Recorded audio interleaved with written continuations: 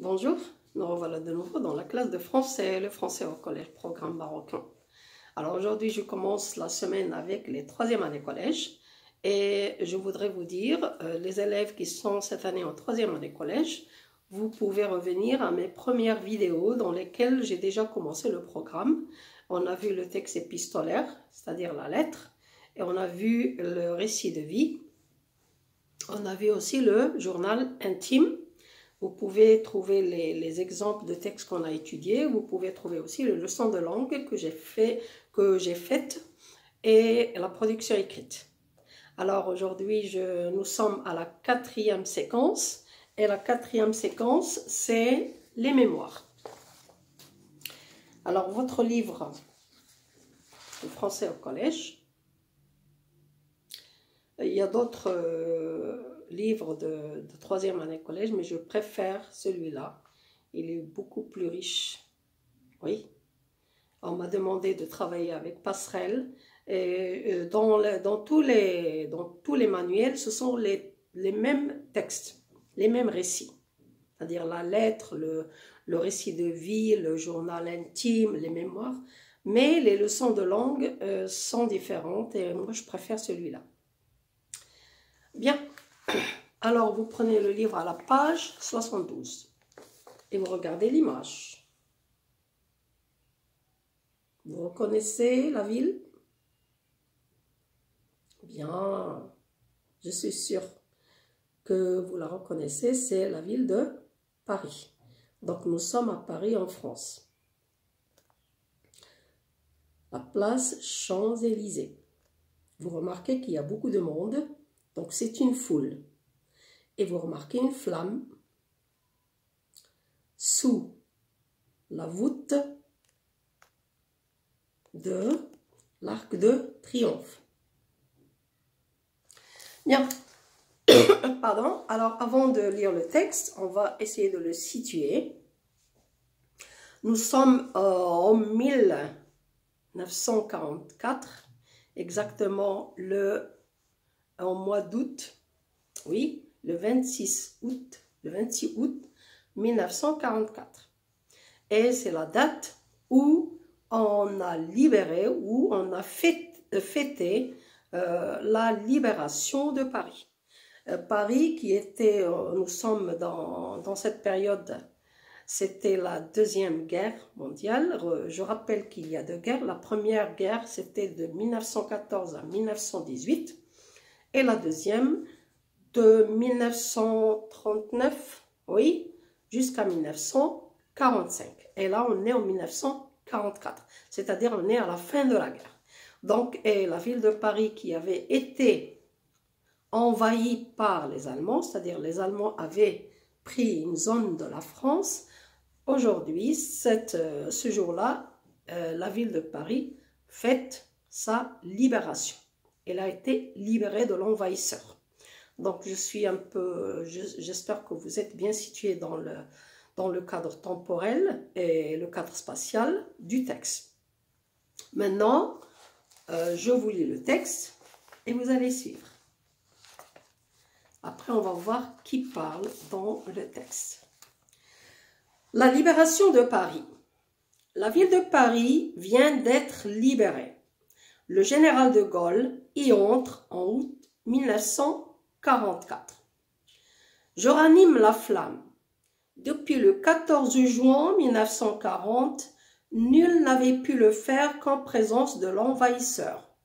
Puis, je quitte la voûte et le terre-plein. Les assistants s'écartent devant moi. Les Champs-Élysées. Je vais donc, ému et tranquille, au milieu de l'exultation indicible de la foule, sous la tempête des voix qui font retentir mon nom. Tâchant, à mesure, de poser mes regards sur chaque flot de cette marée, afin que la vue de tous ait pu entrer dans mes yeux, élevant et abaissant les bras pour répondre aux acclamations. Il se passe en ce moment un de ces miracles de la conscience nationale, un de ces gestes de la France qui, parfois, au long des siècles, viennent illuminer notre histoire.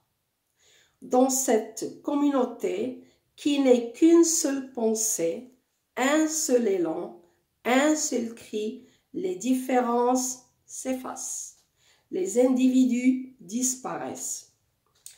Innombrables Français dont je m'approche tour à tour, à l'Étoile, au rond-point, à la Concorde, devant l'hôtel de ville, sur le parvis de la cathédrale. Si vous saviez comme vous êtes tous pareils, vous les enfants, si pâles, qui trépignaient et criaient de joie, vous les femmes, portant tant de chagrin, qui me jetaient vivat et sourire, vous les hommes, inondés d'une fierté longtemps oubliée, qui me criaient votre merci, vous les vieilles gens, qui me faites l'honneur de vos larmes. Ah, comme vous vous ressemblez. Et moi, au centre de ce déchaînement, je me sens remplir une fonction qui dépasse de très haut ma personne. Servir d'instrument au destin. Charles de Gaulle. Mémoire de guerre, tome 2, unité plomb 1956. Alors, je relis avec une petite explication pour nous mettre un peu dans les détails de l'événement. On a une petite introduction, ou bien on l'appelle aussi le chapeau. Je préfère l'introduction. L'introduction est normalement écrite d'une écriture différente. Et le texte commence par « Je ranime la flamme ». Donc, ce « je » nous indique qu'il s'agit du narrateur. Donc, l'auteur est lui-même narrateur. Je ranime la flamme, c'est-à-dire j'ajoute des bûches pour qu'elle redonne de la force, pour qu'elle se brûle encore. Et là, c'était le symbole qu'il faisait là pour chaque événement national. Alors, ça peut être aussi la flamme de la gloire, la flamme du succès, la flamme de l'amour. Hein. Depuis le 14 juin 1940, et là on a une date, c'est-à-dire le début de la Deuxième Guerre mondiale, depuis le 14 juin 1940, nul n'avait pu le faire qu'en présence de l'envahisseur. Personne n'avait le droit de faire cela, de ranimer la flamme, sauf en présence de l'envahisseur. Et l'envahisseur, on a dit, c'était les Allemands. C'est-à-dire on ne pouvait pas le faire librement. Puis, je quitte la voûte et le terre-plein. Je quitte l'endroit où il y a la flamme. Les assistants s'écartent et ils me donnent le passage. Ils me libèrent le passage. Devant moi, les Champs-Élysées. Je vais donc ému et tranquille. Ému et tranquille, là, l'auteur ou le narrateur exprime des sentiments. Ému par la victoire, par ce qui se passe autour de lui, par les gens qui sont là, et tranquille parce qu'il n'y a plus de guerre. Au milieu de l'exultation indicible de la foule, bien sûr, pendant qu'il traverse la foule, les gens crient, jettent des vivats, des cris, hein, vive Charles de Gaulle, vive la France. Hein. Donc, l'exultation, c'est la grande joie, c'est l'allégresse de tous les gens présents. Sous la tempête des voix qui font retentir mon nom. Alors là, c'est une métaphore, là, il fait une comparaison. Il compare les voix des personnes de la foule à une tempête, la tempête des voix, parce qu'ils crient tous ensemble. Qui crie, il crie son nom, qui font retentir mon nom, c'est-à-dire il prononce mon nom très fort. Tâchant, à mesure de poser mes regards sur chaque flot de cette marée, afin que la vue de tous ait pu entrer dans mes yeux. Au fur et à mesure que j'avance dans la foule, je regarde tous les gens, tous les visages. Je regarde même les yeux, parce qu'il a dit, afin que la vue de tous ait pu entrer dans mes yeux. C'est-à-dire, il y a un échange ici de regard. Et le vent, donc en même temps, il avance et il regarde, et en même temps, il avance et il lève. Et le vent, il élève et abaisse, il élève les bras pour répondre aux acclamations. Parce que les gens sont en train ici de crier, de l'encourager, de le remercier. Donc, il leur répond avec le geste des bras pour exprimer aussi son contentement, sa satisfaction. Il se passe en ce moment, c'est-à-dire en ce moment-là, il se passe, qu'est-ce qui se passe? Un de ces miracles de la conscience nationale. Alors là, on s'arrête un peu, la conscience nationale, un de ces gestes de la France qui, parfois au long des siècles, viennent illuminer notre histoire. Bien. Donc là, la conscience nationale, dans un pays, j'appartiens à un pays, et il y a des citoyens, les gens qui appartiennent à ce pays. Ils aiment leur pays, ils aiment leur patrie. Donc, lorsqu'il y a un problème qui touche mon pays, tous les habitants, tous les citoyens réfléchissent, pensent, agissent, se comportent de la même façon. Parce qu'il y a une solidarité entre tous les... Donc là, il dit le narrateur, il se passe en ce moment un de ces miracles de la conscience nationale. C'est comme si tous les habitants avaient la même conscience, les mêmes idées, la même pensée. C'est la solidarité entre les citoyens. Bien. Alors, ce comportement, ce geste, cette conscience, de temps en temps dans l'histoire d'un pays, ça arrive et cela illumine l'histoire, cela éclaire l'histoire, cela met en valeur l'histoire d'un pays. Bien. Dans cette communauté, et il parle ici aux Français, dans ce pays, dans cette communauté, on a dit que communauté, c'est vivre dans un groupe, et qui est la France, qui n'est qu'une seule pensée, donc il a dit une seule pensée, un seul élan, un seul mouvement, un seul départ. Hein? Ils réagissent de la même manière. Un seul cri, ils ont la même voix, ils disent la même chose pour la défense de leur pays. Les différences s'effacent et les individus disparaissent. Alors, quand il s'agit de la cause nationale, de la cause de la patrie, d'un problème qui touche mon pays, il n'y a plus de différence entre nous. C'est-à-dire, on se met d'accord. Là, on se met d'accord. Personne n'est contre l'autre. Parce qu'il s'agit d'une cause nationale de notre pays. Et c'est ce qu'il dit. Les différences s'effacent, il n'y a plus de différence, et les individus disparaissent. C'est-à-dire, il n'y a plus chacun tout seul. Il y a le groupe. Oui, bien. Innombrables Français. Et là, il parle à ceux qui sont là. Innombrables Français. Il dit innombrables parce qu'il n'arrive pas à les compter. C'est une foule, il y a beaucoup de monde. Dont je m'approche tour à tour. Donc, il se déplace dans la foule. Et il va citer les endroits par lesquels il passe. À l'Étoile, c'est un lieu. Au rond-point, un autre lieu. À la Concorde, un monument historique. Devant l'hôtel de ville, un autre monument historique. Sur le parvis de la cathédrale, un autre monument historique, religieux. Donc, il cite ici les endroits par lesquels il passe entre la foule. Si vous saviez quand vous êtes tous pareils, pour moi, vous êtes tous les mêmes.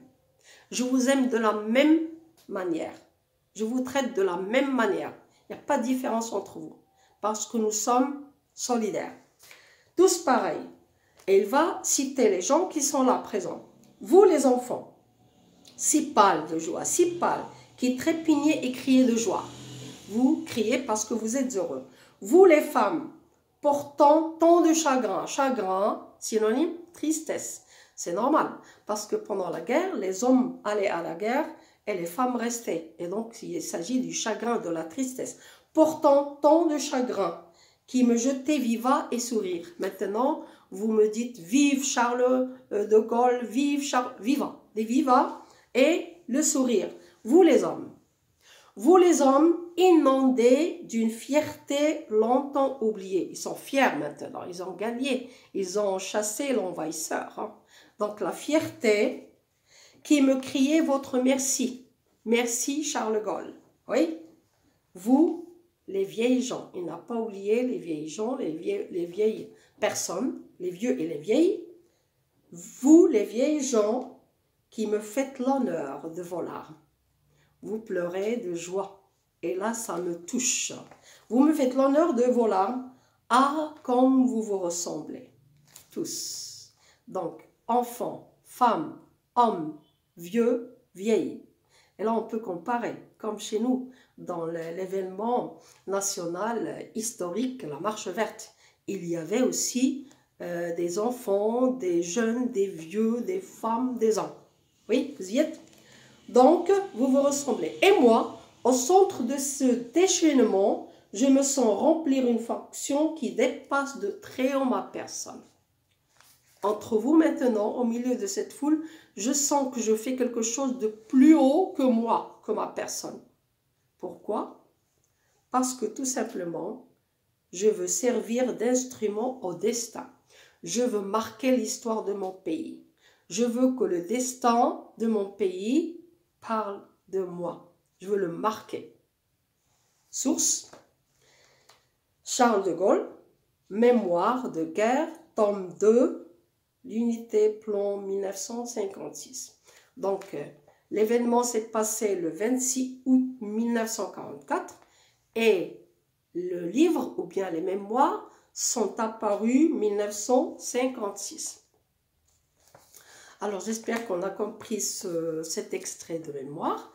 Et on va voir que après dans la définition les caractéristiques, mais d'abord on va remplir la fiche de lecture.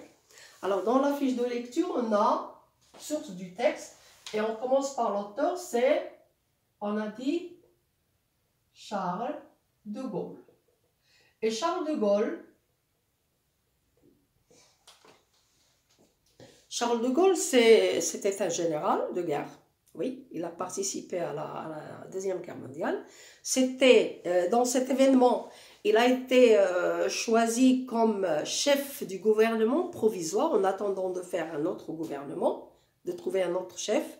Donc, et après, il a été aussi président de la France. Donc, il a été dans plusieurs postes.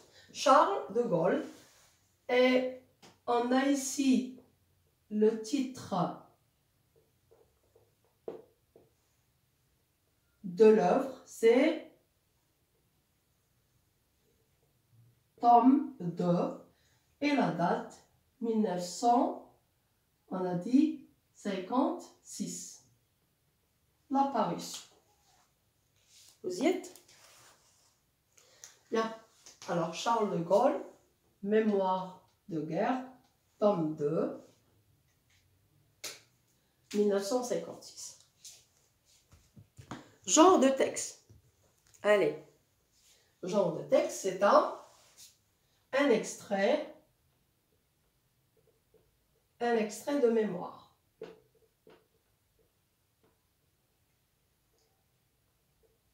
Alors, le mot mémoire, c'est un mot toujours au pluriel. Alors, pour distinguer un peu, il y a la mémoire. C'est la faculté d'avoir le pouvoir de garder des informations dans le cerveau. La mémoire, ça c'est féminin. Il y a le mémoire, présenter son mémoire de fin d'études. C'est la recherche, ça peut être littéraire ou bien scientifique, que les étudiants des études supérieures présentent. Oui.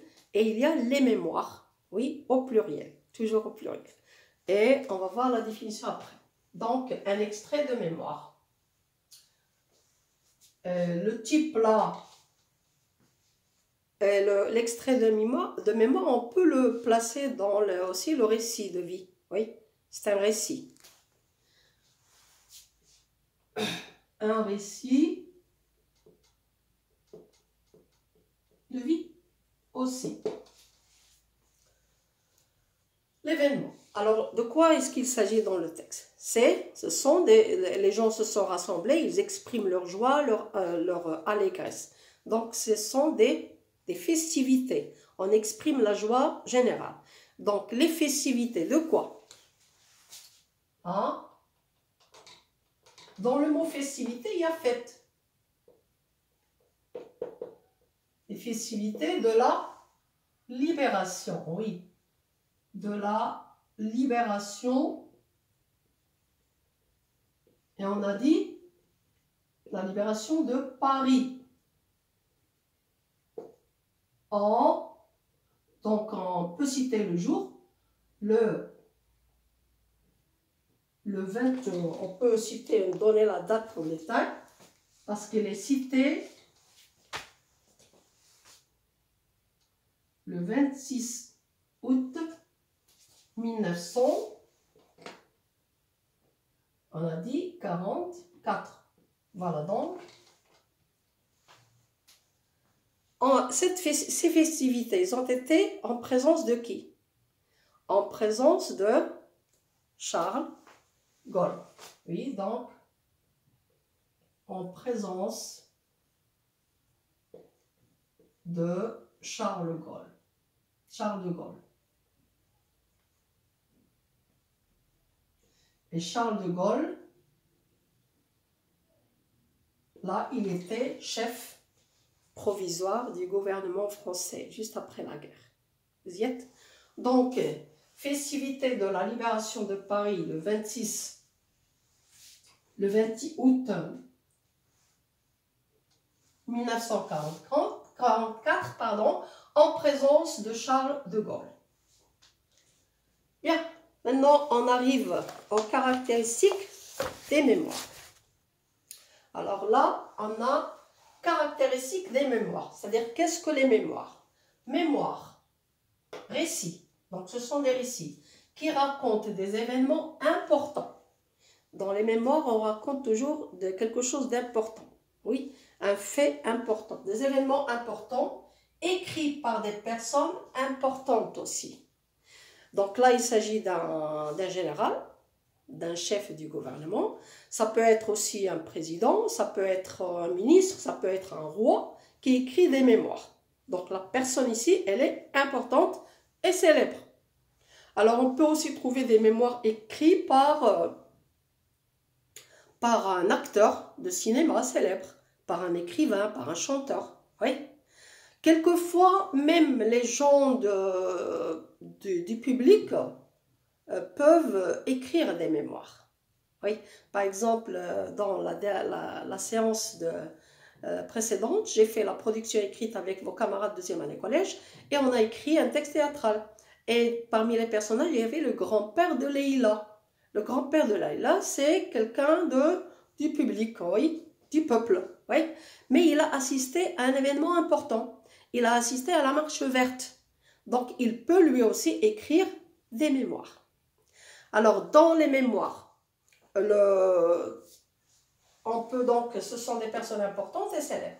L'auteur des mémoires, il rapporte des moments de sa vie et le rôle qu'il a joué. Il parle des moments de sa vie et il parle surtout du rôle qu'il a joué dans les événements importants. Oui, et là, d'après le texte, Charles de Gaulle, il a participé à la guerre, il était général, il est chef du gouvernement, donc il a participé à l'événement. Vous y êtes? Alors j'espère qu'on a compris le texte, l'extrait de mémoire, et qu'on a compris aussi les événements du texte. Je vous conseille de lire d'autres extraits de mémoire pour comprendre plus. À la prochaine fois.